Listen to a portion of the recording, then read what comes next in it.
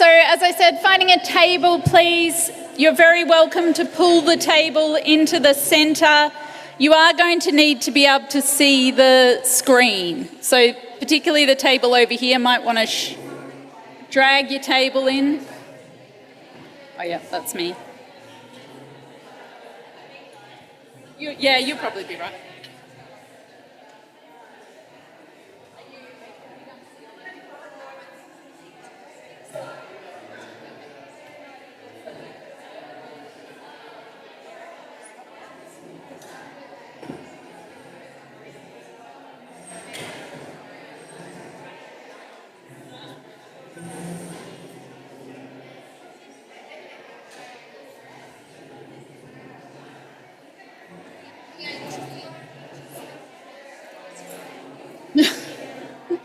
Trying.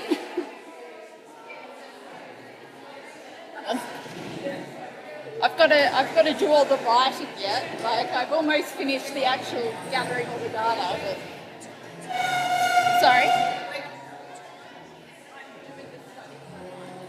I need it. My brain's code being pulled. All right. Finding some friends at a table, or not enemies, but people you don't know is a good thing too.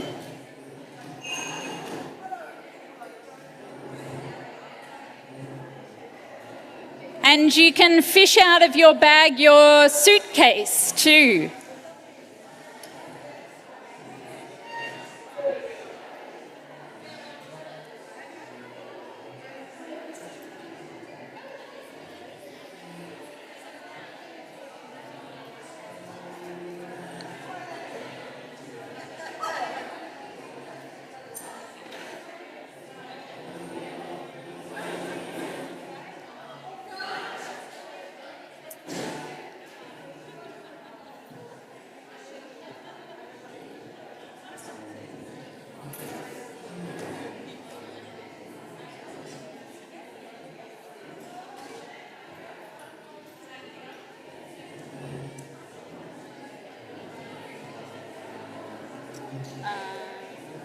All right.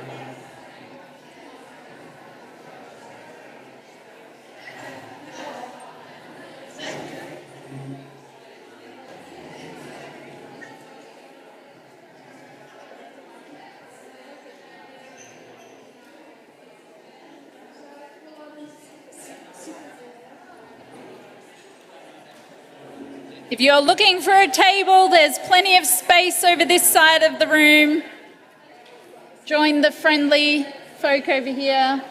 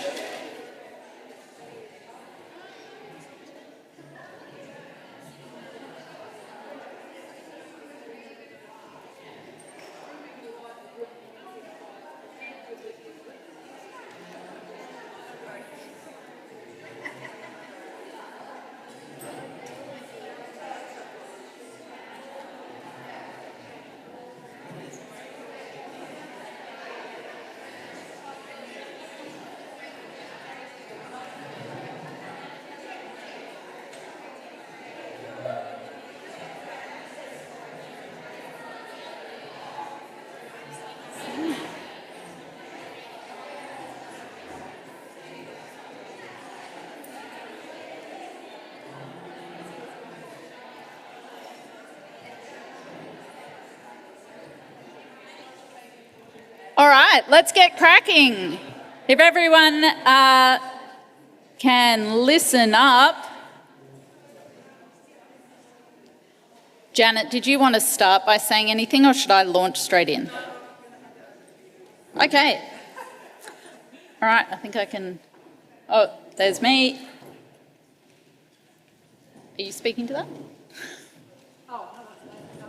Oh. Yeah, but there's my slides. Are they in there?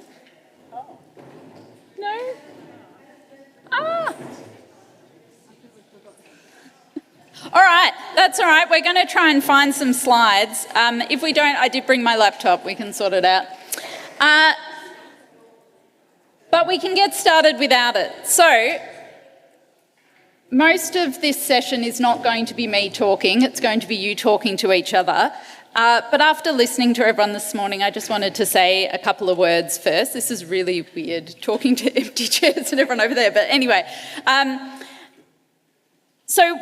I wanted to start by sort of giving you a bit of a reference point for why we're doing this work and why, and I thank Janet and Lynn for allowing me to come in and do this. I was really keen to be part of this event and bring some futures thinking activities in.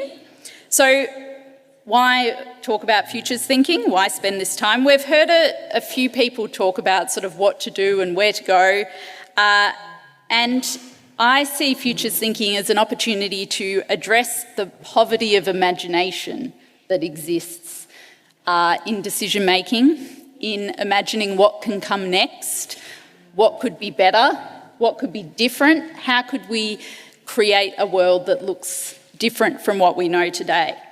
There was a few points that came up today around things like the song with the mortal law. I thought was a good reminder that those things are not fixed, they're created and they're changeable. We also, there was a hesitant mention of the unmentionables in America at the moment, but one thing that does teach us is that things can change and there can be shocks and transformations, some of them led by us and some of them inflicted on us. But all of those things are opportunities. So futures thinking is really for a couple of reasons. One is for adaptation. It's actually being able to navigate the uncertainty and the complexity and the change by having a flexible futures thinking sort of set of tools. But also I wanted to touch on something Robin said about the questions she was asking about who decides. And in this context, we're asking who decides what our imagination of the future is. So if you're not imagining a different future, if you're not creating that imaginary, then someone else is doing it for you. And at the moment, a lot of that is, we're going to put civilization on Mars, thanks, Mr. Musk. So we're going to be thinking about how we think about the future and how we imagine the future. And again, I'll reference Robin again, being intentional about how we use the future. So rather than just going with what we assume things will be, we're actually using futures in a really intentional way. So I asked you to have your suitcase, and I'm aware some of you were probably so captivated by the speakers today that you haven't put much in it. Which is okay. It was a prompt to get you thinking about how you're thinking and how collectively we're talking about the future. So the first thing I'm going to ask you to do is spend some time on your table. If you haven't written anything down, that's all right. You can just talk to what you might have written down. Sharing what you've got in your suitcase. So what ideas, images, thoughts about what the future will look like are you carrying with you? And what is being talked about? So half of it was about you, half of it was about what's dominant in the conversation. How is the future framed? How is it imagined? So I'm going to give you a little bit of time to just talk about that. I might see if I can get some slides happening while you do, and then we'll launch into the first activity. So chatting about futures.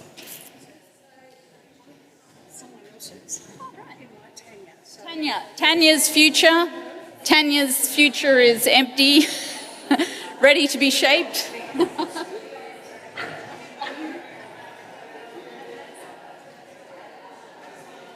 All right, so hopefully you've started some good discussions.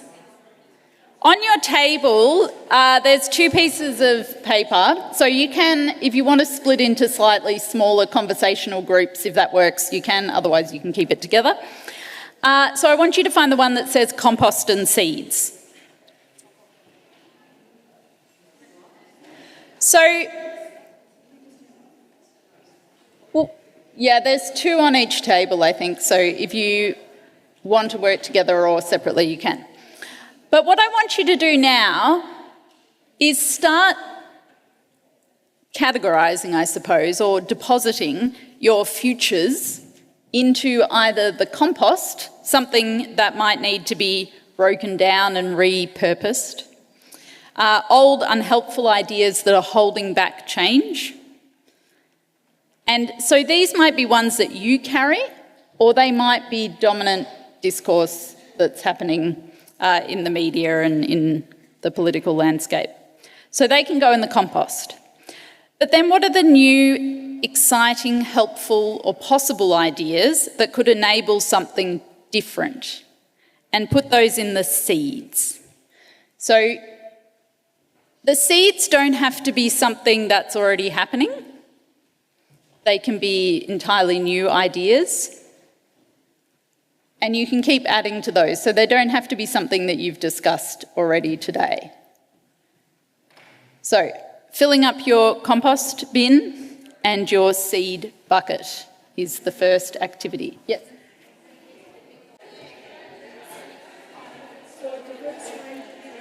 All right, I'm going to interrupt the conversation a little bit.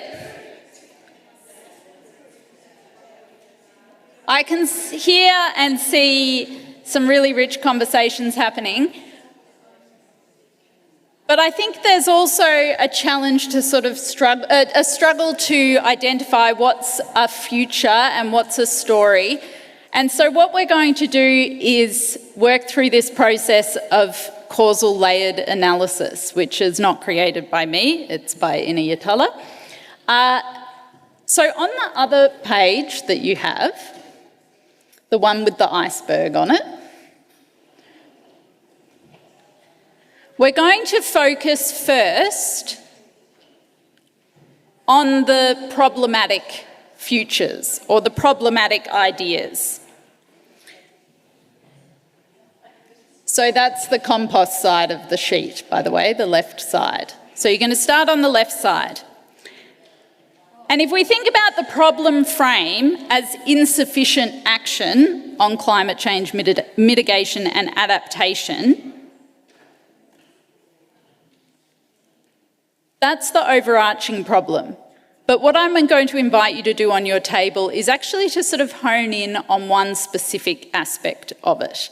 So it might be something that you work in that you're passionate about. It might be a region or a location or something like that. But you're going to sort of focus on something that you know about or something that's come up in your discussion in terms of the compost, some of the rich, I know there's at least one table that was deep into a berry at the bottom of the world discussion. Anyway, so this process is to get sort of underneath what's happening on the top. So in our suitcases, the idea was to capture some of the words and images, or as is termed in the CLA, the litany. So the things that are at the top of the iceberg, the things that we can see. So we're going to pick one theme, and I want you to do just the first 3 layers of the iceberg. So the first one is the litany. What is the unquestioned data, the headlines, the talking points, that sort of thing about a particular issue? The next layer is around what's seen as the causes of the issue and the potential solutions. And then the worldviews is what worldviews is captured in this framing. What are the mental models, the values, that sort of thing. So this is why I was suggesting you choose, I don't think you should choose broadly climate change adaptation or mitigation. It might be a specific sort of issue. It might be something to do with some of the intersectional issues that we were talking about today. Well, you should be able to, it's on your page. So, a way to, in a moment, I'm not going to skip ahead to it because I want you to work on this a little bit yourself first, but it's, so an example I'm going to give you in a little while to talk about how you work through this process is around, say, renewable energy infrastructure. That's what I mean by one small part of the issue. Now, I'm not suggesting you focus on infrastructure. In fact, we need much broader issues to be addressed than that. But that's sort of what we're working on. So choosing something that's passionate, that your table might be passionate about. So I know there was a conversation at the back there around sort of oligarchy, vested interests, power in politics, that sort of thing. So that might be one angle that you're talking about. Or it might be engaging people in areas with limited access, something like that. So you choose an area that's of importance to you and start at the top with the litany. What is being said about this pitch, about this? How is it being framed? All right? So off you go with your left side of your iceberg.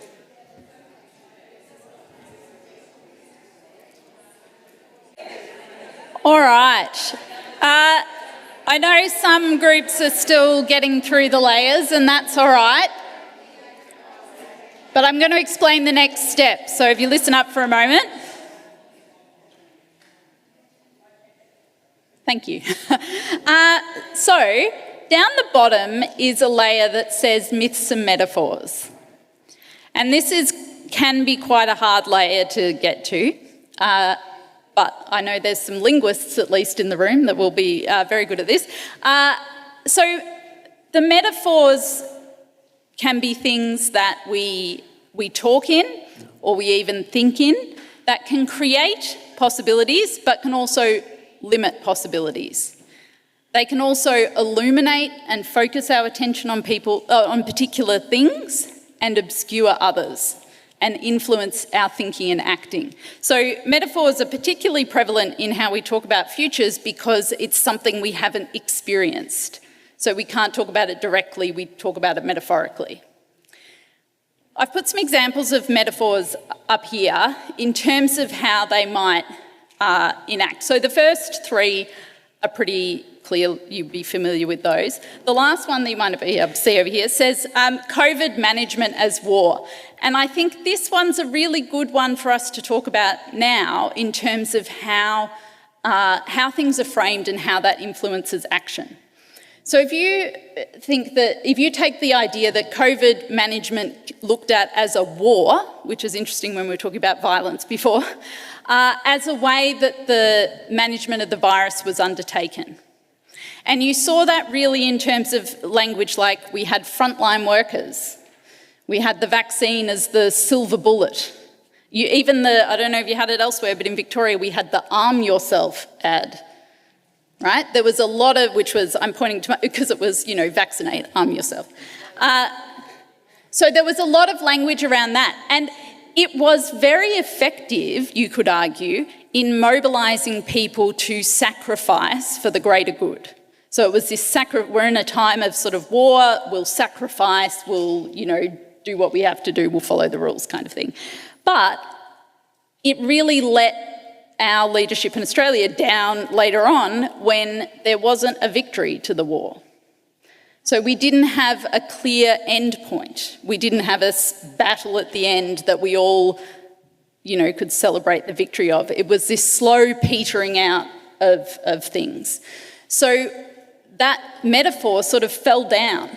And that's where we started to see all this anger bubbling up in the community around, well, there wasn't a solution, it wasn't the silver bullet, there was no victory. So we're going to think about now the issue that you've talked about. How might you capture, and there's no right or wrong answer about this, isn't a test to ask you what is actually the metaphor. It's how could you capture that issue in a metaphor. So that's what you're working on at the moment, is trying to get down to the bottom layer to capture how that issue, in terms of how it's been talked about today, the dominant discourse, how could that be captured in a metaphor? So I'll leave you with that for a little bit of time.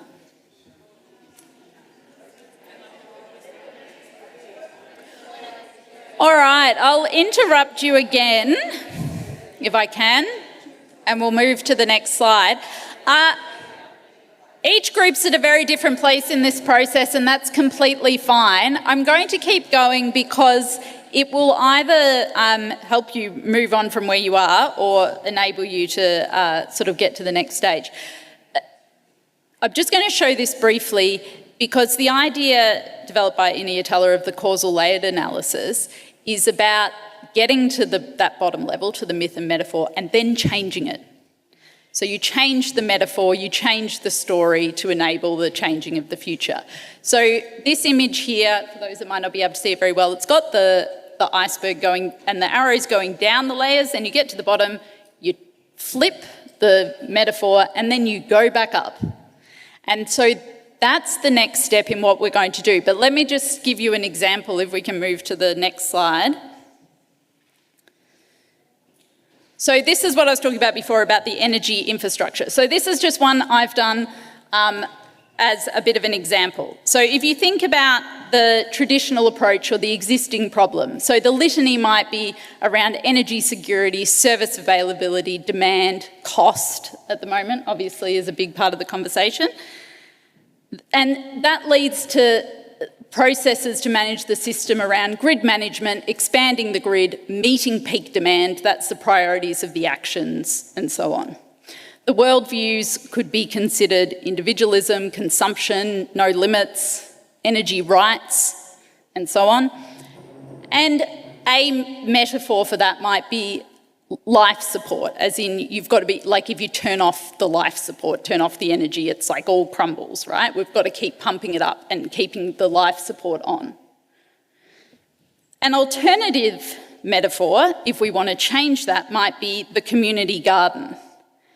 And so that is a worldview of you get abundance through effort, so you have to put effort into it. You share excess, as you would in a community garden, and you're utilising local networks. Right? How that might look in a sort of systemic way is adjusting demand to supply rather than adjusting supply to demand. Seasonal activities, maybe even like sort of, you know, we're not allowed to run businesses overnight, for example, and microgrids and so on.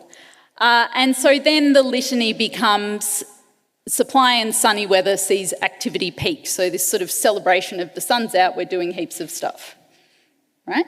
So this is an example of how you might go through that process, but obviously it's going to look very different for each of your different topics.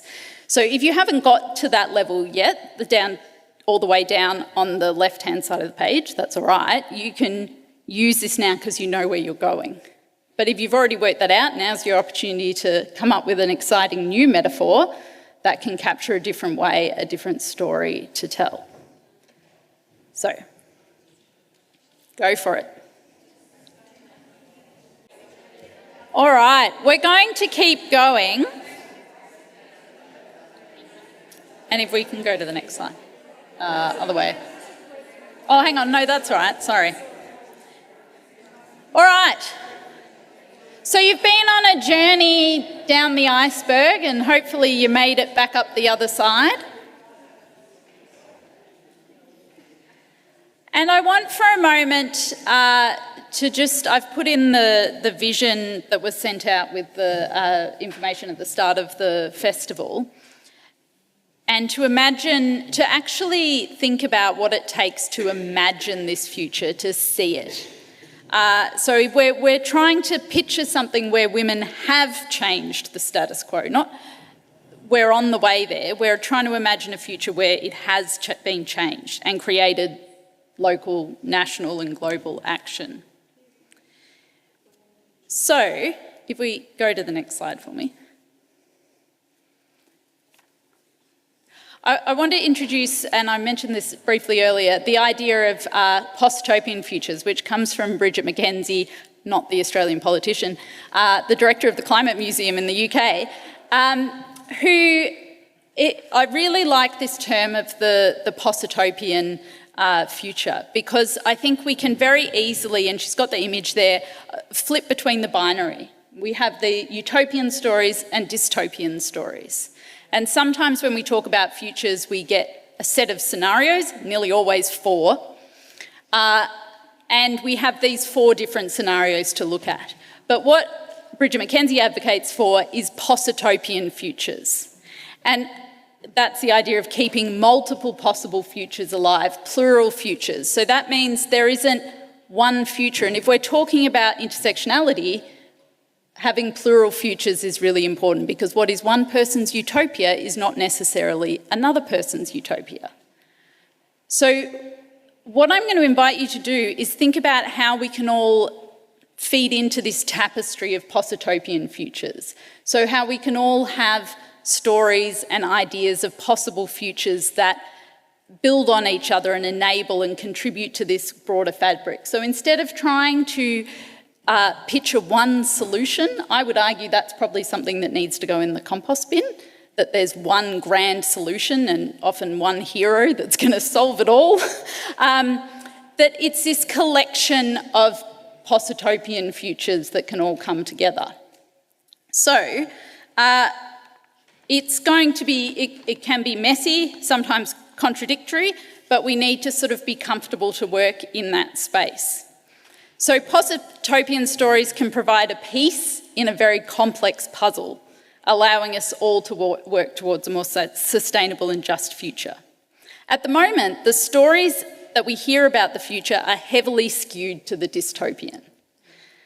And those that are utopian are steeped in old techno-optimistic future. I heard a bit of talk of that over here, this sort of, technology will fix it, we'll all go to Mars. And so what we need is a collection of futures that leave space for the possibility of diverse, complex and adaptive existence.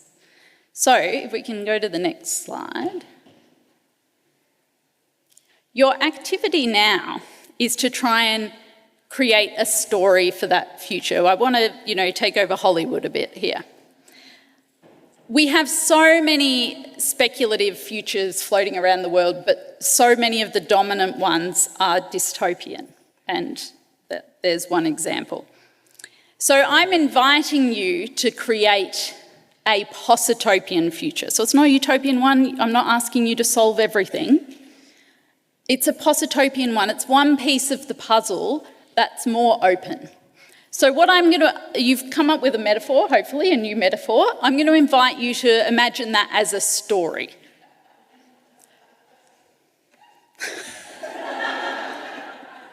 I didn't realise I said something funny then, but choose a medium. So you might like to do a movie, or maybe you want to do like a novel or a picture book or something, to try and come up with that. Come up with a title and a tagline and draw an image. And actually so you should have A4 pieces on your page, A4 pieces of paper on your table. If you want more, if we want more images, if you want to sort of break off into smaller groups, just raise your hand and we'll get more paper to you. But we're going to put together this tapestry, this collection of post-utopian futures, stories that we can talk about, metaphors we can start using to help break out of the dystopian narratives towards these more open ones. So on your A4 page, the idea is to have fun with this, come up with a fun new story for a post-utopian future around your issue, or if you want to riff off onto something else, you can go for that too. We need all the futures. So have fun.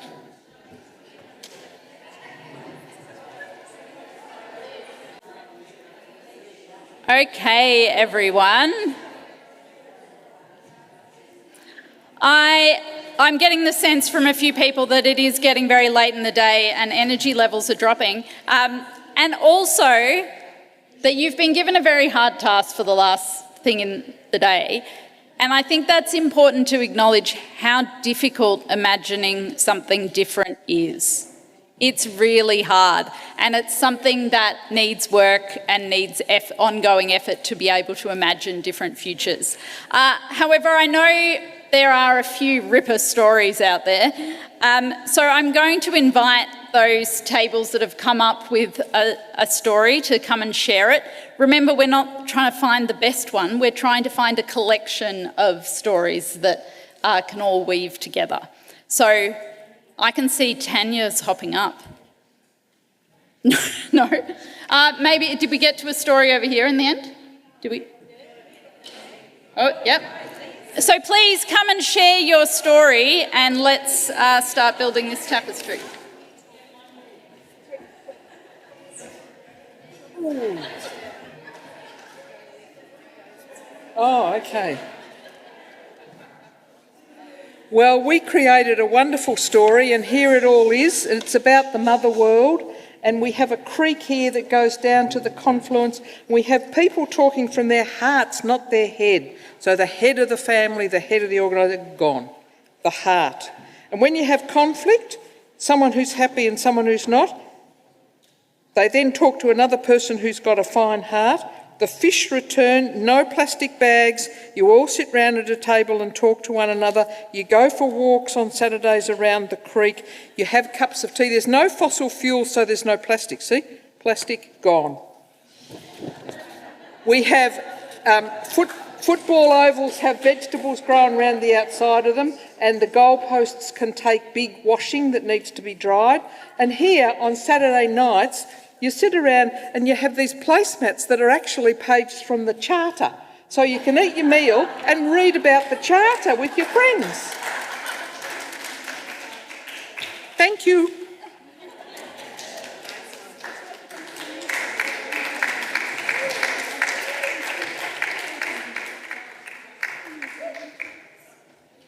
Thank you. So ours is a picture called Regenerating the Mother World. We might have borrowed a title, but what we have here is an abundance of trees, and it's verdant, and beneath that is the food forest. So there's an abundance.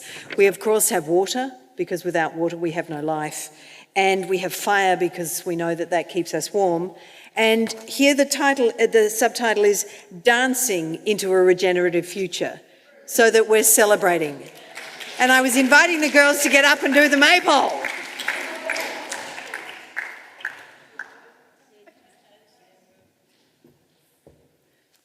Okay, our group was very busy and we decided to look at energy transition. We created a 3D image of a film. So this is our 3D image. And our film title is Seeding Change, the New Energy Community. And what we did was we looked at all the kind of public discussion about not enough, nuclear, costly, too little, too late. So we went through the tip of the iceberg all the way to the bottom. And when we came through the other side of it, the metaphors that started to flip the script for us were community garden, the sustainable future, greening society.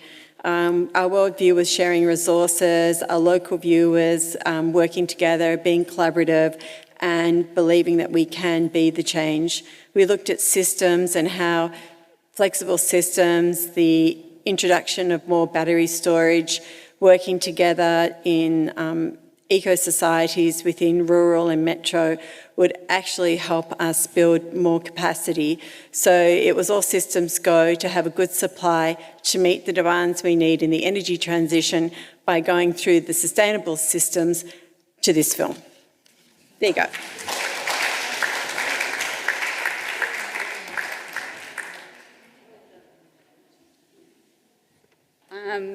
In our group, we were talking about in our group about climate, refugees, displacement around the world, and all of that sort of thing.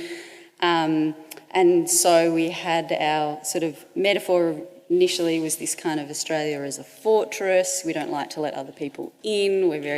And so we sort of flipped this around, and then we ended on this lovely little image, which maybe could be a film or even an ad campaign, I think. But it was essentially sort of flipping it on his head in a world where we're all in the same boat. So, you know, we're going to have these issues internally, and we see all these wonderful images around the country of you know, people out in tinnies, helping in the floods, you know, so there's this real kind of metaphor for boats. And so it's this kind of picture of we're helping each other and everybody's in the same boat.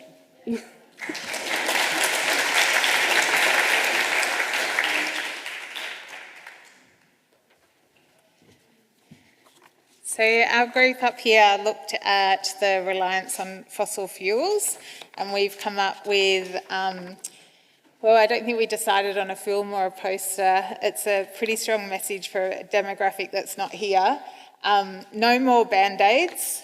Rip it off, dry your tears, expose it to the air. You'll be okay, we'll be okay. And so we've got a little image here of the planet Earth with a Band-Aid on it, which is covering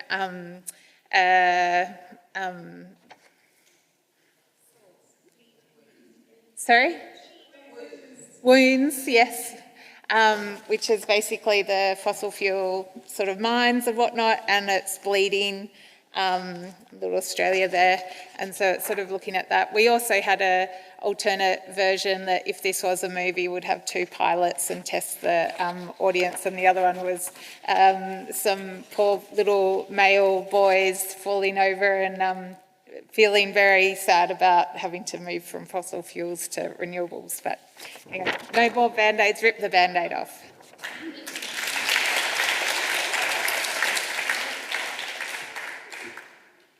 Hello. For my group, we did Indigenous knowledges not being included in climate change. I actually didn't pick the topic, I have to say.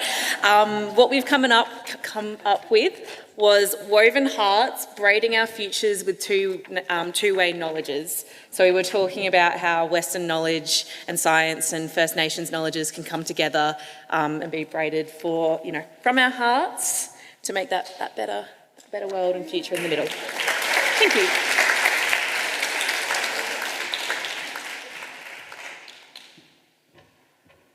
All right, I think you can all agree there's some pretty awesome stories in there. I would like to leave you with a couple of thoughts and suggestions going forward. So I think with this futures thinking sort of work, it is really hard, but there's a few things we can do. One is we can keep looking for diverse stories of the future, actually being open to them. If anyone's really into this stuff, I've got a little collection of I'm starting to compile a collection of futures. Sorry? Oh, was there still people we were waiting for?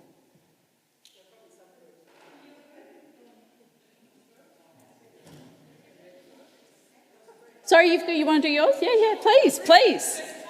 Yeah, come on.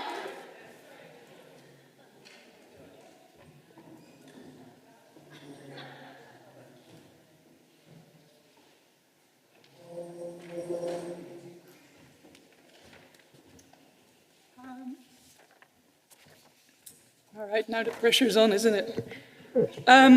So we had, as an issue, the belief in or barriers to lack of collective change-making voice for women. And some of the public discourse and media, litany we came up with was, angry feminists, hysterical women, scientific and the system is working in silos, competing, transactional, internal and external misogyny. Worldview is neoliberal, patriarchal, binary frameworks, domination and oppression. And the myth and the metaphor is battleground, square peg, round hole, us versus them. And from then we went to how do we bring all these, these discourses together. So we create this, and I'm already making the movement with my hands, but it's about for us it was about weaving, and so there was already an amazing future here with weaving from hearts with two knowledges, two knowledge systems or multiple knowledge systems, weaving a reimagined matriarchy, and so we're weaving our future together. It's a river of life, and we're not weaving from zero. We're actually weaving on from some of the indigenous weaving artworks that have been created, and hopefully working together and weaving together. I know that 2 years ago there was this incredible artwork in the NVG in Melbourne. I think it was 23,000 threads of weaving artwork, 44,000 pandanus leaves from the Northern Territory, 13 women working for 2 years, on this artwork, and it's the largest weaving sculpture in Australia. So I think there's a lot of weaving to be done. That's from us.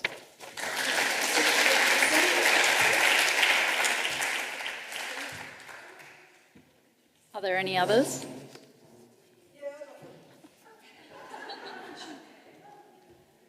So I should warn you, I didn't overthink this. I went outside for some oxygen and, you know, the group that just started gabbling away in my head just had this riff on, I think it was a 1990s monster movie. Some of you will recognise it. So I love the idea of a film, so I went,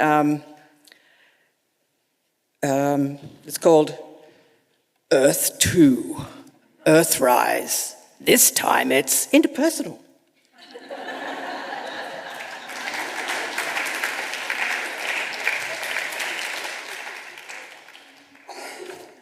Well, our group decided another one that we would focus on was moving away from just financial perspectives, so getting rid of the term of gross domestic product to changing it to whole planetary well-being.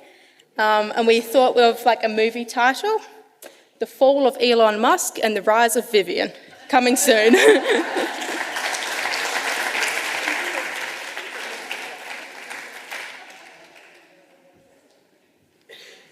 All right, last chance. No?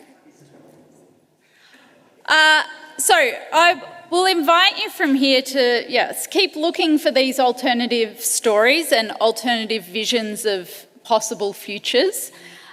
Keep telling these alternative stories and creating possible futures through this storytelling. And there's an opportunity here to build action through this process. So there's action in the storytelling, there's action in the creating futures, but through the process of imagining those alternatives, we can find paths to seed change and build new pathways to action. I encourage you to keep looking out for post-utopian futures. I do have a collection of, if speculative futures are your thing, I do have a collection of speculative futures that I can share. Otherwise, just keep your eyes open, keep listening, and keep creating new stories. And thank you.